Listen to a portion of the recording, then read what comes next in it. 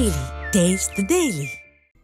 திண்டுக்கல் ரயில் நிலையத்திற்கு வந்த எக்ஸ்பிரஸ் ரயிலில் 4.3 கிலோ கஞ்சா மற்றும் 10 கிலோ குட்கா பறிமுதல் செய்யப்பட்டது.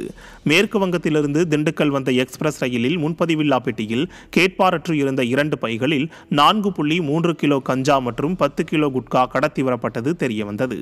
அதனை கைப்பற்றி விசாரணை நடைபெற்று வருகிறது.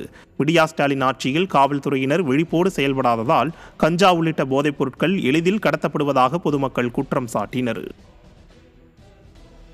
கோவை மாவட்டம் அன்னூர் அருகே கோவில்பாளையம் கருமத்தம்பட்டி பகுதிகளில் இளைஞர்களின் வாழ்வை சீரழிப்பதற்காக கஞ்சா வைத்திருந்த 3 பேர் சிக்கினர். கோவில்பாளையம் கௌசிகா நதி மற்றும் கருமத்தம்பட்டி ஆகிய பகுதிகளில் இளைஞர்களின் வாழ்வை சீரழிப்பதற்காக வைக்கப்பட்டிருந்த சுமார் 2 கிலோ கஞ்சா சிக்கியது. திறனற்ற திமுக ஆட்சியில் திரும்பும் திசையெல்லாம் கஞ்சா விற்பனை நடைபெறுவதால் இளைஞர்களின் எதிர்காலம் சீரழிவதாக பொதுமக்கள் குற்றம் சாட்டியுள்ளனர். கோவை ரத்தினபுரியில் மணியக்காரம்பாளையத்தைச் சேர்ந்த கோகுல் எனும் இளைஞர் 27 கிராம் உயர் ரக கஞ்சா மற்றும் 4 கிராம் மெத்தபெட்டமைன் கடத்தியதற்காக கைது செய்யப்பட்டார்.